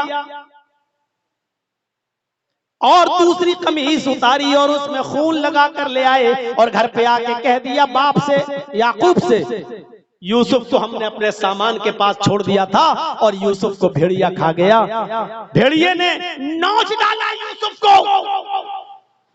याकूब अलैहिस्सलाम समझ गए, कुर्ते का खून देखा, सूंघा, समझ गए न ये कुर्ता वो है और न ये खून बकरी का है, ये तो रंग लग रहा है। वो यूसुफ के कुर्ते को अच्छी तरीके से पहचानते थे। इन लोगों ने, भाइयों ने यूसुफ को जब फेंका तो कुर्ते समेत फेंका, लेकिन जब कुएं में फेंक दिए तो बाद में याद आया कि अब बाप को सबूत क्या देंगे, तो एक दूसरी कमीज, दूसरा कपड़ा उसी रंग का खरीद के उसमें रंग लगा लाए, कलर लगा लाए, बिदमिन का झूठा खून लगा लाए और अपने बाप को पेश किया। लेकिन बाप ने कुछ नहीं कहा, वो समझ गए न कमीज वो है न खून असली है। लेकिन बेटों से कुछ नहीं कहा, सब्र करते रहे, सब्र करते रहे और अपने बेटे के लिए दुआ मांगते रहे। और इधर हाल ये हुआ कि यूसुफ अलैहिस्सलातु वस्सलाम को एक काफिला आया, उसको पानी निकालना था, कुएं में उसने डोल डाला और जब खींचा तो यूसुफ अलैहिस्सलाम उसी डोल में बैठ गए। जब खींचा तो भारी लगा, बहरहाल खींच कर निकाला गया तो देखा कि यूसुफ है, लड़का है। तो खुश हो गए ये काफिले वाले और कहने लगे बुशरा हाज़ा गुलाम, खुशी हो, हमें तो फ्री फंड में एक गुलाम मिल गया, चलो इसको बाजार में बेच देंगे, कुछ कीमत मिल जाएगी। जल्दी जल्दी वो इसको लेकर मिस्र के बाजार में पहुंचे। खूबसूरत थे यूसुफ अलैहिस्सलाम, छोटे थे लेकिन बड़े खूबसूरत थे, और मिस्र के बाजार में बेच दिए गए और बादशाह के घर तक पहुंच गए। बादशाह मिस्र ने खरीद लिया, बहुत सस्ते में खरीदा। वह शराहु बिसमनिन बख्सिन दराहिम मादूदा। चोरी का कोई मोबाइल हो, अगर मुझे चोरी का मोबाइल मिल जाए, चाहे उसकी कीमत 1 लाख हो, तो जल्दी से उसको बेचने की कीमत, अरे ला यार 10,000 दे ले लिया, तो 1 लाख की चीज 10,000 में, अभी जो 10,000 मिल रहे वो भी कहीं पकड़े गए तो वो भी नहीं मिलेंगे। तो ये लड़का हाथ लग गया, कोई असली मालिक ना आ जाए वरना लड़का ले जाएगा छीन के, इसलिए जो मिल रहा है ले लो। चंद दिरहमों में यूसुफ को बेच दिया गया। यूसुफ अलैहिस्सलाम जब बादशाह मिस्र के घर में आए तो बीवी उनकी देखी तो देखती रह गई, बड़े खूबसूरत है यूसुफ, लेकिन छोटे हैं। वो उनका ख्याल रखने लगी, खिलाने लगी, पिलाने लगी, बड़ा करने लगी। यूसुफ जैसे जैसे बड़े होते गए उनकी खूबसूरती भी वैसे वैसे बढ़ती गई। हालांकि होता उल्टा है, बच्चा छोटेपन में खूबसूरत होता, बड़ा होता जाता है तो खूबसूरती कम होती जाती है, लेकिन यूसुफ के साथ उल्टा हुआ। यूसुफ जैसे जैसे बड़े होते जा रहे हैं खूबसूरती बढ़ती जा रही है, और जब जवान हो गए तो बादशाह मिस्र की बीवी ही उनके ऊपर मर मिटी। बादशाह की बीवी फरेफ्ता हो गई, बरगलाने लगी, बहकाने लगी, लेकिन यूसुफ हाथ नहीं आए। एक दिन कहने लगी चलो अंदर चलो, तुमसे बहुत जरूरी काम है। सोचा ये हमारी मालिकन है, चलो क्या काम होगा। वो अंदर ले गई, ये दरवाजा बंद, आगे ले गई, वो दूसरा दरवाजा बंद, फिर एक और कमरे में ले गई, उसका दरवाजा बंद, फिर एक और कमरे में ले गई, उसका दरवाजा बंद, कई दरवाजों के अंदर ले गई। गल्लक़तिल अबवाब, कुरान में जमा इस्तेमाल हुआ है, उसने सारे दरवाजे बंद कर दिए। इसका मतलब एक दरवाजा नहीं था, कई दरवाजे थे, उसने सारे दरवाजे बंद कर दिए ताकि भाग ना पाए यूसुफ। और जैसी वहां पहुंचती है बंद कमरे में, वही कहने लगती है यूसुफ आ जाओ, कितने जमाने से हम तुम्हारे बालिग होने का इंतजार कर रहे हैं, तुम्हारे बड़े होने का इंतजार कर रहे हैं। आई यूसुफ आओ, मेरी प्यास बुझाओ, आओ मुझसे मिलो। यूसुफ अलैहिस्सलाम ने फरमाया माज़ अल्लाह, अल्लाह की पनाह, मैं ये काम नहीं कर सकता। उसको जुनून, कैसे नहीं करोगे, इधर आओ। यूसुफ भागे, पहला दरवाजा खोलने में कामयाब, वो भी भाग रही है। यूसुफ ने दूसरा दरवाजा खोला, उसमें भी कामयाब, तीसरा दरवाजा खोला और भागने में उधर से भी कामयाब, चौथा दरवाजा खोला, उधर से भी भागने में कामयाब। आखिरी दरवाजे पर पहुंचे, तब तक इसने पीछे से दामन पकड़ लिया, पीछे से दामन पकड़ लिया, और यूसुफ अलैहिस्सलाम ने दरवाजे का कुंडा जो होता है वो पकड़ लिया, इधर खींचा यूसुफ को। बादशाह मिस्र की बीवी ने ऐसे खींचा तो यूसुफ ऐसे दरवाजा पकड़े थे, ऐसे खींचते हुए उसके ऊपर गिर गए, दरवाजा भी खुल गया। जब दरवाजा खुला तो सामने बादशाह खड़ा है, मिस्र का बादशाह, उस औरत का शौहर। हालत ये थी कि वो औरत नीचे गिरी है, यूसुफ अलैहिस्सलाम उस औरत के ऊपर गिरे हैं, और सामने दरवाजा खुला है और दरवाजे पर बादशाह खड़ा है। फौरन खड़ी होती है और इल्जाम लगाते हुए कहती है कि आए मेरे शौहर, आपकी बीवी पर अगर कोई गलत नजर डाले और गलत इरादे से उसको पकड़ने की कोशिश करे, उसके साथ जिना करने की कोशिश करे, तो उसकी सजा क्या होनी चाहिए सिवाय जेल खाने के। बादशाह मिस्र को यकीन नहीं आया, बचपन से देख रहा है, यकीन नहीं आया कि ऐसा कैसे कर सकता है। कहा ठीक है, जेल में तो जाएगा, लेकिन पहले मुकदमा चलेगा, अदालत से साबित तो हो जाए। जब मुकदमा दायर किया गया तो बादशाह के करीबी जज ने जो फैसला सुनाया वो ये सुनाया कि आए बादशाह सलामत, यूसुफ सच्चा है या झूठा, तेरी बीवी सच्ची है या झूठी, तो उसको पहचानने का एक ही तरीका है, यूसुफ का कुर्ता देखा जाए, यूसुफ की कमीज देखी जाए। अगर वो कमीज पीछे से फटी है तो यूसुफ सच्चा है, तेरी बीवी झूठी, और अगर वो कमीज आगे से फटी है तो यूसुफ झूठा है और तेरी बीवी सच्ची। कुर्ता मंगाया गया भरी अदालत में, जब कमीज चेक की गई तो वो कमीज पीछे से फटी थी। उसने खींचा था ना, पीछे से खींचा तो कुर्ता फट गया, कमीज फट गई। तो बादशाह ने समझ लिया, कहने लगा कि तुम औरतों की चालें बड़ी खराब हुआ करती हैं, बड़ी धोखेबाज होती है तुम औरतें, और एक बेगुनाह बेकसूर को तुम जेल में डलवाती हो। जेल में डलवा रही थी, तौबा कर, इस्तिगफार कर, और आइंदा ऐसी गलती मत करना। बादशाह ने नजरअंदाज कर दिया, लेकिन इस फैसले के बाद बादशाह की बीवी बदनाम हो गई, सारी औरतों में चर्चे हो गए, मिस्र की औरतों में। लो, एक नौकर को, एक गुलाम को दिल दे बैठी, एक गुलाम से उसने दिल लगी कर ली, एक गुलाम से के पास जाकर गलत काम करने के लिए चली गई। बताओ, घर का नौकर उसके साथ। जब ये बदनामी वो बर्दाश्त न कर सकी तो उसने सारी मिस्र की औरतों की दावत कर दी, दस्तरखान बिछा दिया, सबके सामने प्लेटें रख दी, प्लेटों में फल रख दी और फल को एक एक छुरी रख दी, और इन औरतों से कहा कि फलों को काटो। मिस्र की औरतें जब फल काटने लगी तो यूसुफ से बादशाह की बीवी ने कहा है, यूसुफ इन औरतों के सामने से गुजरो, जाओ इन औरतों के सामने से निकलो। यूसुफ अलैहिस्सलाम उन औरतों के सामने से जब गुजरे तो क्या देखते हैं मिस्र की सारी औरतें उन्हीं को देखने लगी। और जब मिस्र की औरतें यूसुफ को देखने लगी तो खूबसूरती देखकर मिस्र की सारी औरतें भूल गईं कि हम किसको देख रहे हैं, फल काट रहे हैं या उंगली। वो छुरियां तो उंगली पे चला रही थी और ये सोच रही थी कि फल कट रहा है, हालांकि फल तो कब का कट गया है, अलग हो गया है। बजाय फल काटने के वो अपनी उंगलियों को काटने लगी और यूसुफ को देखती रह गई। छुरी उंगलियों पे चलने लगी, कहने लगी माँ हाजा बशरा, ये इंसान नहीं है, ये तो कोई फरिश्ता नजर आता है। अब बादशाह की बीवी ने कहा और तो बताओ तुम्हारा दिल इस नौजवान पर आया या नहीं आया? आ गया, हम खुद इसके दीवाने हो गए। अभी तो सिर्फ बादशाह की बीवी दीवानी थी, अब जितनी औरतों ने देखा सब उसकी दीवानी। बादशाह की बीवी बोली अब तुम ही बताओ कि मैं अपने दिल को कैसे समझाऊं, तुमने तो एक झलक देखी है, तुम इसकी दीवानी हो गई हो। मेरे घर में तो छोटा था तब से पल रहा है और मैं इसके बालिग होने का इंतजार करती रही, और जब ये बालिग हुआ तो मैं इससे अपनी उम्मीद पूरी करने के लिए इसको बुलाने लगी, तो इसने मना कर दिया। तुमने एक झलक देखी तो तुम अपने आप को कंट्रोल नहीं कर पा रही हो। मेरे दिल से पूछो कि मैं कैसे कंट्रोल करके रहती हूँ। और सबके सामने ऐलान कर रही है ये औरत, बादशाह की बीवी, सुन लो, अगर इस लड़के ने, इस आदमी ने अगर मेरी ख्वाहिश पूरी नहीं की, मेरी बात न मानी, तो जिंदगी भर जेल में सड़ेगा, जिंदगी भर जेल खाने में कैद करवा दूंगी, इल्जाम लगा लगा कर इसको जेल पहुंचा कर मानूंगी और पूरी जिंदगी इसकी जेल में गुजर जाएगी। अब यूसुफ अलैहिस्सलाम के सामने दो रास्ते थे, या तो बादशाह की बीवी की बात मान ले और पांचों उंगली घी में।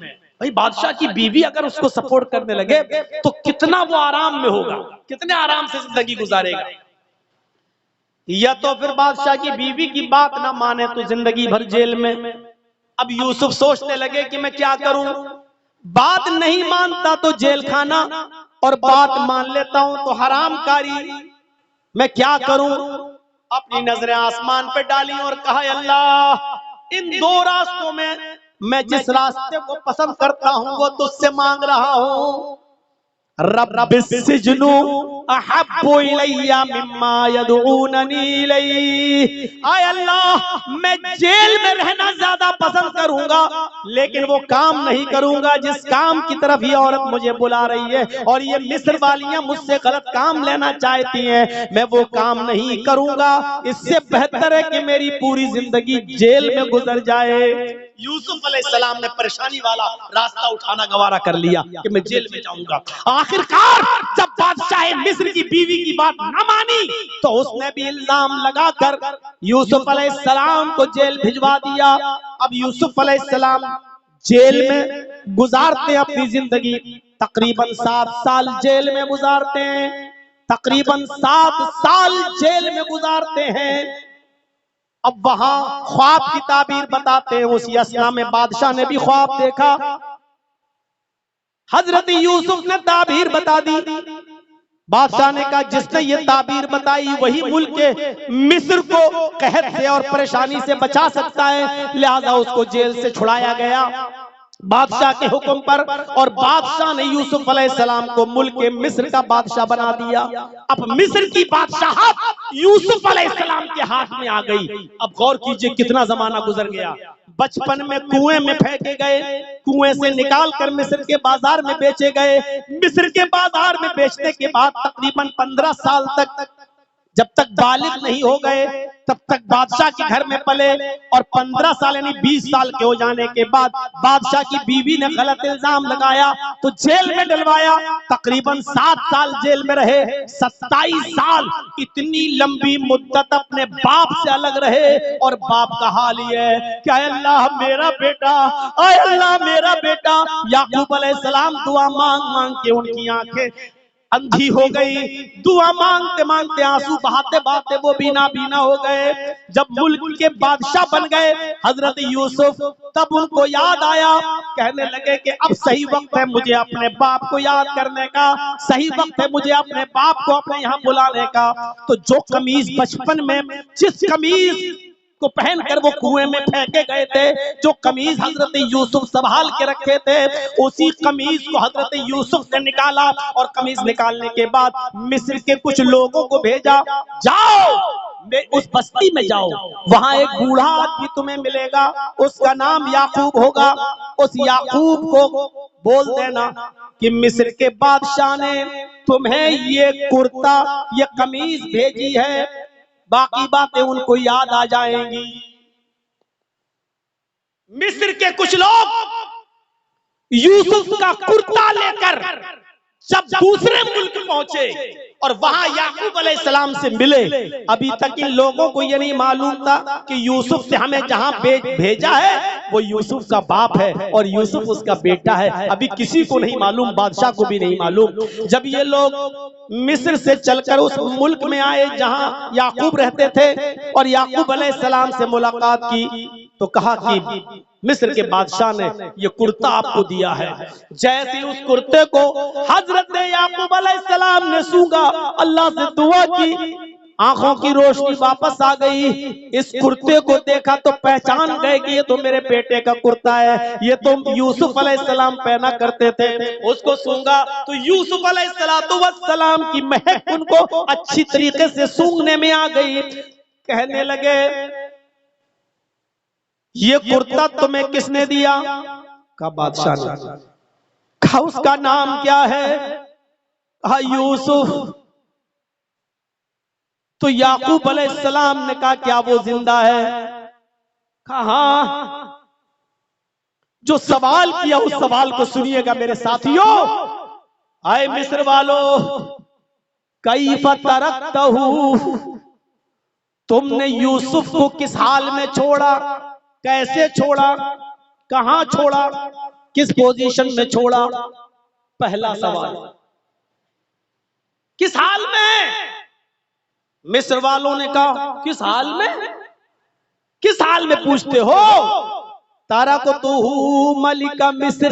अरे उसके तो मजे ही मजे। इस वक्त वो मिस्र का बादशाह है।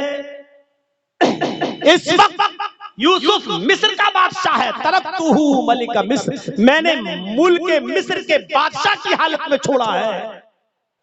याकूब अलैहिस्सलाम के आंखों में आंसू आ गए और रोते हुए कहते, ला अस्अलुकुम मन हाजा, मेरे पूछने का ये मतलब नहीं कि वो बादशाह है, गवर्नर है, क्या है, ये नहीं पूछना चाहता हूं मैं कि वो क्या है। ये मत बताओ मुझे कि वो क्या है। अस्अलुकुम अन यदीन तरकतहु, मैं ये जानना चाहता हूं कि यूसुफ को तुमने किस दीन पर छोड़ा है, किस दीन की वो किसकी इबादत करते हैं, उनका काम क्या है। यूसुफ इतने बड़े हो गए, मुल्क के मिस्र के बादशाह बन गए, कहीं अय्याश तो नहीं, जिनाकार तो नहीं, क्योंकि आजकल अय्यारों, मक्कारों, अय्याशों और नाजायज और गलत लोगों के हाथों ही में हुकूमत आती है। कहीं यूसुफ गलत तो नहीं है। किस दीन पर तुमने उनको छोड़ा?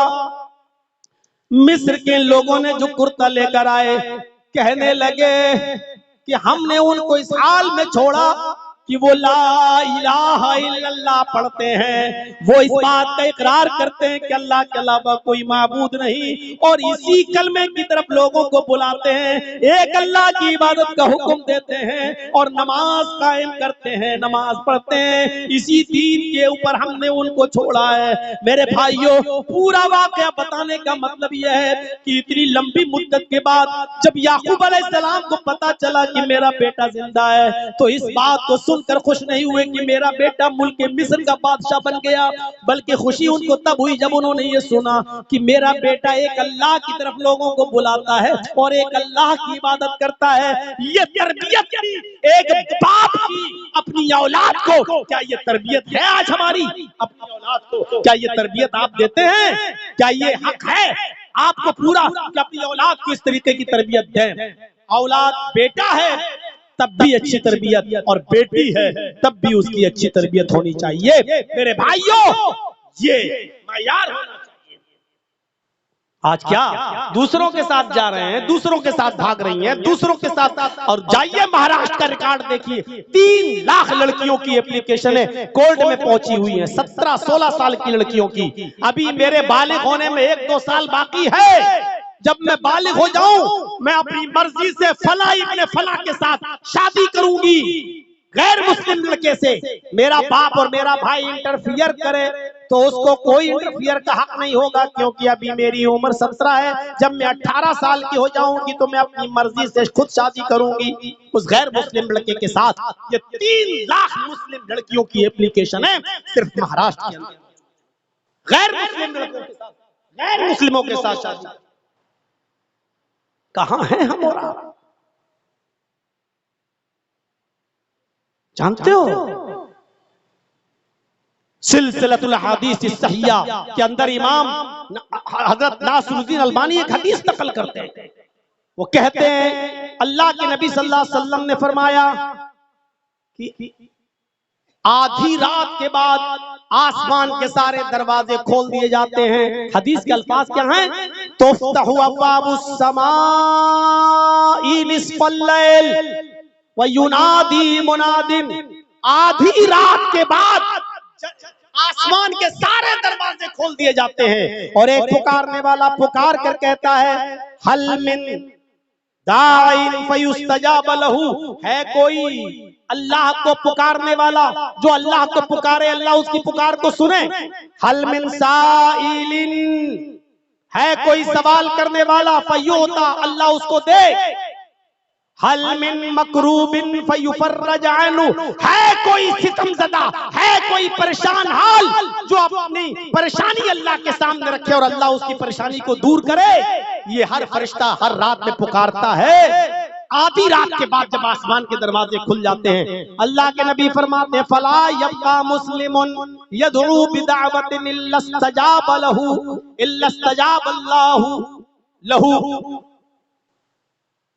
सारी दुनिया के मुसलमानों में जितने भी लोग आधी रात के बाद उठकर अल्लाह से मांगते, अल्लाह सबको देता है और हर एक की दावत को कबूल करता है, हर एक की दुआ को अल्लाह सुनता है, जो मांगता अल्लाह देता है। लेकिन आधी रात के बाद भी सबको देता है, लेकिन इन 2 लोगों को अल्लाह आधी रात के बाद भी नहीं देता। वो कौन 2 लोग हैं? फरमाया इल्ला ज़ानियतन तसआ बिफर्जिहा। एक उस औरत को अल्लाह कुछ नहीं देता इस रात में, चाहे पूरी रात तहज्जुद पढ़े, लेकिन अल्लाह उस औरत को भी नहीं देगा। किसको? जो जिना करती है। तसआ बिफर्जिहा, अपनी शर्मगाह को लेकर दौड़ती है, कभी इधर कभी इधर कभी इधर। यानी कॉल गर्ल या तवाइफ, जिस्म फरोश जो अपना जिस्म बेचती है। अभी इस कस्टमर से निपटी, फिर 1000 रुपए कहीं मिला, दूसरी जगह चली गई, फिर तीसरी जगह चली गई। तसआ बिफर्जिहा, जो अपनी शर्मगाह को लेकर इधर उधर भागी भागी फिरती है, ऐसी औरत की दुआ अल्लाह ताला आधी रात के बाद भी नहीं सुनता। इसमें वो लड़कियां भी शामिल है। एक को छोड़ा, उसके साथ गलत काम किया, उसको छोड़ा, उससे मोहब्बत छोड़ी, अब दूसरे को पकड़ लिया। दूसरे से 1 आध साल ताल्लुक किया, उसको छोड़ा, फिर तीसरे को पकड़ लिया, तीसरे को छोड़ा, फिर चौथे को पकड़ लिया, और सबके साथ सबके बिस्तर पे सोती है, सबके साथ गलत काम करती है। ये लड़की चाहे वो पैसा भी ना लेती हो, फ्री में अपने बॉयफ्रेंड के सामने अपने जिस्म को पेश कर देती हो, लेकिन कई उसके बॉयफ्रेंड हो तो ये लड़की भी, ऐसी लड़की और ऐसी औरत की अल्लाह तबारक व तआला दुआ नहीं सुनता। व उशारन, नाजायज टैक्स लेने वाले की भी नहीं सुनता। हमारे घर के बाहर दरवाजा लगा है, हमने रोक लगा दी, नहीं साहब आप यहाँ से नहीं गुजर सकते हो। क्यों? अगर गुजरना तो 100 रुपए दो। रास्ता सबका, लेकिन हम पावरफुल है, हम नहीं निकलने देंगे साहब। क्यों? अरे मेरे घर के सामने दरवाजा है, मैं नहीं जाने दूंगा। मेरे घर के सामने रोड है, मैं नहीं निकलने दूंगा। नाजायज लेने वाला, नाजायज तरीके से वसूली करने वाला एक इस आदमी की दुआ भी अल्लाह रब्बुल आलमीन नहीं सुनता, दुआ कबूल नहीं करता है। मेरे नौजवानों, आखिरी चीज बता रहा हूं तुम्हें, सुनते चलो। जिस तरह लड़कियां आज बिगड़ रही हैं समाज और सोसाइटी के अंदर, लड़के भी आज उनका माहौल खराब है। तुम दूसरों की माँ बहन बेटियों को गलत नजर से देखोगे तो तुम्हारी माँ बहन बेटियां भी महफूज नहीं रहेंगी। यही इजराइल 48 साल का एक यहूदी इजराइल के एक शहर ईलात के अंदर जाता है, बिजनेस करता था, बिजनेस। ईलात इजराइल का एक शहर है, बहुत मशहूर शहर है, जैसे हिंदुस्तान का एक शहर है गोवा, बहुत नंगा शहर है। हिंदुस्तान में सबसे ज्यादा गंदगी अगर आपको मिलेगी जिस्म के एतबार से तो गोवा में मिलेगी, बंबई अम्बई कुछ नहीं है उसके आगे। और पूरी दुनिया का सबसे ज्यादा नंगा शहर पेरिस, अमेरिका कुछ नहीं है, दुनिया का सबसे ज्यादा गंदा शहर पेरिस, और हिंदुस्तान का सबसे गंदा शहर गोवा। वहां के जू पे चले जाओ, समंदरी इलाके में चले जाओ तो हल्का सा तार भी नहीं रहेगा जिस्म पर, पूरी न्यूड नेकेड नंगे लड़के और नंगी लड़कियां समंदर के किनारे आपको पड़े हुए मिलेंगे। ऐसा ही इजराइल का एक शहर है जिसका नाम है ईलात। उस ईलात की एक 5 स्टार होटल में ये 48 साल का एक आदमी जो बिजनेसमैन था जाता है और होटल के मैनेजर से मिलकर कहता है कि हमारे लिए किसी कॉल गर्ल का इंतजाम करो, घर का खाना कब तक खाएंगे, आज बाहर का खाना खाना चाहता हूं। अय्याशी के इरादे से उसने कहा कैसी लड़की चाहिए, कहा लड़की खूबसूरत होनी चाहिए। कहा ठीक है आपको खूबसूरत लड़की मिल जाएगी। कब का, पूरी रात के लिए चाहिए। पैसे फिक्स होते हैं, काउंटर पे पैसे जमा कर दिए जाते हैं। लड़की को फोन करके होटल का मैनेजर बुलाता है, कॉल गर्ल आती है, उसको रूम नंबर बताया जाता है, इस रूम नंबर में तुम्हें जाना है, तुम्हारा पैसा पेड है, वो आओ हम तुम्हें दे देंगे, सुबह जब जाओगी तो अपना पैसा लेके चले जाना। वो होटल में जैसे ही बेल बजाती है अंदर से आदमी 48 साल के आदमी की आवाज आती है, दरवाजा खुला हुआ है तुम अंदर आ सकती हो। जैसे ही लड़की ने दरवाजा खोला अंदर घुसती है, लड़की के बाप की जब उस आदमी की नजर उस लड़की पे पड़ती है तो उसको हार्ट अटैक पड़ जाता है, उसको दिल का दौरा पड़ता है, वो आदमी जमीन के ऊपर गिर पड़ता है, इसलिए कि उसने जब गौर से देखा तो पता चला कि ये कॉल गर्ल कोई और नहीं, उसकी अपनी सगी बेटी। ये कॉल गर्ल कोई और नहीं, उसकी अपनी सगी बेटी है। जब इसको दिल का दौरा पड़ा जल्दी से इसको इमरजेंसी हॉस्पिटल में पहुंचाया गया, इसकी बीवी को फोन किया गया। इसकी बीवी जब आई तो इसने अपनी बीवी को पूरी बात बताई।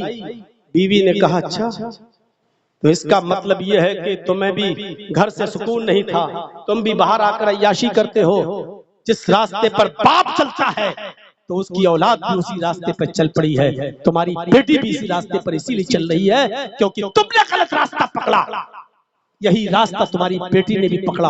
अब मुझे तुमसे तलाक चाहिए। और आखिरकार उस औरत ने अपने आदमी से तलाक ले ली।